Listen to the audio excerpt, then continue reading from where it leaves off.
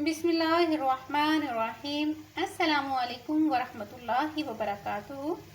Viewers, आप देख रहे हैं YouTube channel cooking with Malik family. मैं हूं मिसेस मलिक आपके साथ। उम्मीद करती हूं आप बिल्कुल ठीक ठाक होंगे। अल्लाह ताला के फजल करम से अपनी ज़िंदगियों को अल्लाह ताला की रहमतों के साए तले भरपूर तरीके से गुजार रहे होंगे। अल्लाह ताला की ज़ात अपना करम फजल हमेशा आप पर यूं ही बनाए रखे, आमीन। जी तो ये आज कुकिंग विद मलिक फैमिली के किचन में बन रहे हैं आपके लिए बन रही है आपके लिए बहुत ही मज़ेदार चटपटी सी खट्टी मीठी सी इमली और आलू बुखारी की चटनी। ये रमज़ान स्पेशल में मैं बना रही हूँ और इसको मैं बना के सेव कर लूँगी। और ये पूरा 1 से 2 मंथ बिल्कुल भी ख़राब नहीं होती है, आराम से निकल जाती है। यहाँ पर मैंने 250 ग्राम इमली ली थी, जिसको मैंने 3-4 घंटे गर्म पानी में भिगो दिया था। अगर आप ओवरनाइट भिगो रहे हैं तो फिर गर्म पानी डालने की ज़रूरत नहीं है। तो उसकी मैंने गुठलियाँ निकाल दी और उसका पल्प मैंने सेपरेट कर लिया है। और यहाँ पर आलू बुखारा था, ये मेरे पास 200 ग्राम था और इसको भी मैंने भिगो दिया था और इसकी भी मैंने गुठलियाँ निकाल दी हैं। अब इसको हम स्टार्ट करते हैं। बस स्टार्ट करने से पहले आपसे कहना चाहूँगी कि अगर आप मेरे चैनल पर नहीं हैं तो प्लीज़ मेरे चैनल को सब्सक्राइब कर दें और इसकी वीडियोस को लाइक भी कर दिया करें, अच्छे अच्छे से कमेंट भी कर दिया करें और पॉसिबल हो तो फ्रेंड्स एंड फैमिली मेम्बर के साथ शेयर भी कर दिया करें। और अगर आप चाहते हैं मेरी वीडियो सबसे पहले आपको मिले तो प्लीज़ बेल आइकन को भी ज़रूर प्रेस कर दिया करें। चलिए अब हम जल्दी से स्टार्ट करते हैं। ये तो वेज बिस्मिल्लाहिर्रहमानिर्रहीम। यहाँ पर मैं ये उबालने का आलू बुखारे का पल्प जो मैंने निकाला था वो, और ये इमली का, इनको मैं थोड़ा सा ब्लेंड कर लूँगी। वैसे आप चलने में स्ट्रेनर से स्ट्रेन भी कर सकते हैं, तो इनको मैं ज़ाया नहीं करूँगी। इनमें मैं थोड़ा थोड़ा सा पानी डाल के ना तो इसके अंदर ही शामिल कर लूँगी। और फिर यहाँ पर मैं इसमें ना भुना कुटा ज़ीरा डाल रही हूँ, 1/2 टीस्पून। बिस्मिल्लाहिर्रहमानिर्रहीम। अगर आपके पास भुना हुआ नहीं है तो पहले आप इसको थोड़ा सा भून लें। बस इसमें अभी मैं और कुछ भी शामिल नहीं करूँगी और इसको ब्लेंड कर लूँगी, अच्छे से इसका एक पेस्ट बना लूँगी। जी तो इस माशाल्लाह से पल्प हमारा रेडी है। अब इसको हम स्ट्रेनर से स्ट्रेन कर लेंगे। बिस्मिल्लाहिर्रहमानिर्रहीम। ये देखिए मैंने इसको छाना तो अभी भी आप ये देखिए इसमें से इतना सा पल्प निकल आया है और इसमें छोटे छोटे से ये ज़र्रे भी होते हैं जो जब मुंह में आते हैं तो बहुत ही बुरा सा महसूस होता है। और यहाँ पर हमारा पल्प रेडी है, इसको अब हम पकाएंगे। ये तो यहाँ पर मैंने इसको पकने के लिए रख दिया है और ये अच्छे से इसमें ना 2-3 बॉयल अच्छे से आ जाएंगे। तब तक हमने इसमें कुछ भी शामिल नहीं करना है। जब ये अच्छे से पकना शुरू हो जाएगा फिर हम इसमें कुछ शामिल करेंगे। ये तो फिर चटनी हमारी यहाँ पर ना माशाल्लाह से काफ़ी अच्छे से बॉईल हो रही है।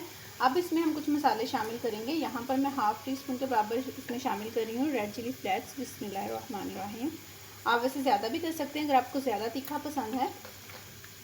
और 1/2 टीस्पून के बराबर ही मैं इसमें नमक शामिल कर रही हूँ। बिस्मिल्लाहिर्रहमानिर्रहीम। अब ये इसमें चीनी जाएगी तकरीबन पौना कप, जिसे कि हम कह देते हैं कि 1 कप के 3 हिस्से। बिस्मिल्लाहिर्रहमानिर्रहीम। आप ज़्यादा शामिल करना चाहते हैं तो ज़्यादा भी कर सकते हैं, कम करना चाहते हैं तो कम भी कर सकते हैं।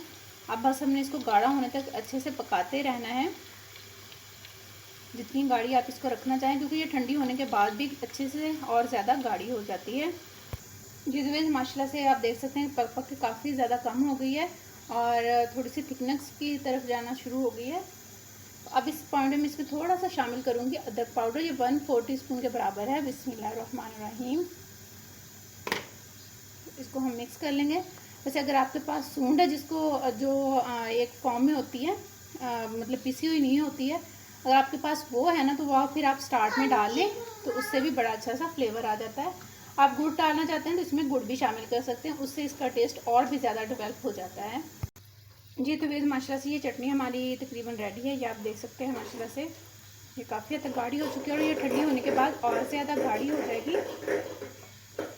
और मुझे इस पर को पकाते हुए तकरीबन 15 से 20 मिनट हो चुके हैं। अगर आपको ज़्यादा जल्दी है तो आप कॉर्नफ्लोर थोड़ा सा ऐड करके ना इसको गाढ़ी कर सकते हैं, लेकिन मैंने शामिल नहीं किया है। मैंने इसको पका कर ही गाढ़ा किया है। तकरीबन ये चटनी हमारी रेडी है। अब हम चलते हैं अपनी दूसरी चटनी की तरफ। ये तो वह दूसरी चटनी बनाने के लिए मैंने इमली का पल्प ले लिया है और ये तकरीबन 150 ग्राम इमली है और 250 ग्राम यहाँ पर है सूखी खुबानी, जिसको मैंने अच्छे से इसको वॉश करने का तरीका ये है कि आपने इसको पहले थोड़ा सा भिगो देना है और फिर ये नरम होती है फिर ये वॉश होती है, क्योंकि इसके ऊपर बहुत ज़्यादा डस्ट होती है और जब ये सूखी होती है ना तो वो साफ़ नहीं होती है। तो थोड़ा सा भिगोने से ये सॉफ्ट हो जाती है और इसके ऊपर से सारी डस्ट उतर जाती है।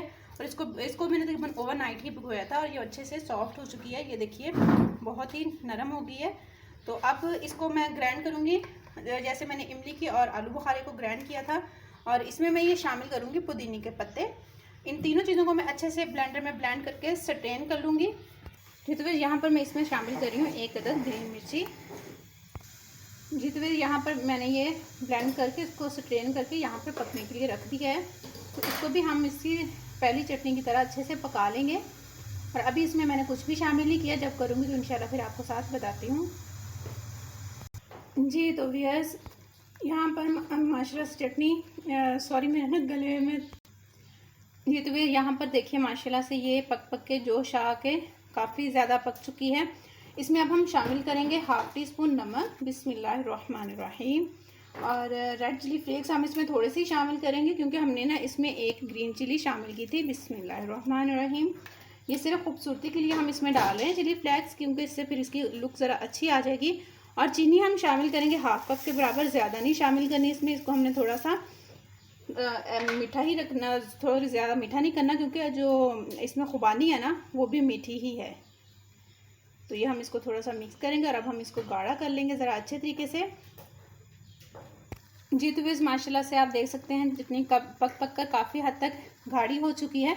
अब इसमें मैं बहुत ही एक अहम चीज़ डाल रही हूँ जिससे इसका टेस्ट बहुत ही ज़्यादा दुबाला हो जाएगा, इन्हेंस हो जाएगा। तो यहाँ पर मैं 1 टेबलस्पून के बराबर डाल रही हूँ बिस्मिल्लाहिर्रहमानिर्रहीम ग्रीन चिली सॉस। और 1 टीस्पून के बराबर हम डालेंगे हॉट सॉस। बिस्मिल्लाहिर्रहमानिर्रहीम। ये आपने 1 टीस्पून के बराबर डालना है क्योंकि ये थोड़ा सा तीखा होता है। बहुत से लोग इसमें शामिल करते हैं टाटरी, आप टाटरी भी शामिल कर सकते हैं, जो दानेदार टाटरी होती है ना वो शामिल कर सकते हैं। लेकिन मैं इसमें शामिल कर रही हूँ ग्रीन चिली सॉस और हॉट सॉस। तो अब बस हम इसको 5 मिनट ही पकाएंगे और उतार लेंगे, ठंडा करेंगे। जी तो वेज़ अल्हम्दुलिल्लाह माशाल्लाह से हमारी दोनों चटनियाँ बन के रेडी हो चुकी हैं और ये बहुत ही मज़ेदार बनी है माशाल्लाह से। क्या मैं आपको दिखाती हूँ, ये इमली और सिर्फ आलू बुखारे की है और ये माशाल्लाह से पड़े हुए अच्छी खासी गाढ़ी हो चुकी है। बिस्मिल्लाहिर्रहमानिर्रहीम। और ये है, ये देखिए पुदीने के साथ खुबानी की चटनी। इसे आप चाट में इस्तेमाल कर सकते हैं, बहुत ही मज़ेदार लगती है। जो हम चने की चाट बनाते हैं और चने और आलू की चाट, और ये आप फ्रूट चाट में भी इस्तेमाल कर सकते हैं, चाट में भी इस्तेमाल कर सकते हैं। इनको आप पराठे के साथ भी ले सकते हैं, इसका टेस्ट बहुत ही मज़ेदार लगता है पराठों के साथ। हाज़मे के लिए ये दोनों चटनियाँ बहुत ही ज़बरदस्त हैं। आप इनको ज़रूर ट्राई कीजिएगा। रमज़ान में बना के एक दफ़ा फ्रीज़ कर लें तो इंशाल्लाह ये 10 से 15 दिन आप इजीली इससे गुजार सकते हैं। लेकिन ये बेसिकली 1 मंथ 2 मंथ ईजिली निकल जाते हैं इनसे। लेकिन मैंने बहुत ज़्यादा बना के नहीं रखी है क्योंकि आपको पता है कि गर्मियाँ और लाइट का पाकिस्तान में बहुत ज़्यादा इशू है, तो इस वजह से मैंने ज़रा कम ही बनाई है। आप अगर ज़्यादा बनाना चाहते हो तो आप ज़्यादा बनाकर भी इसको फ्रीज़ कर सकते हैं। बनाइएगा, ट्राई कीजिएगा, मुझे फ़ीडबैक ज़रूर दीजिएगा।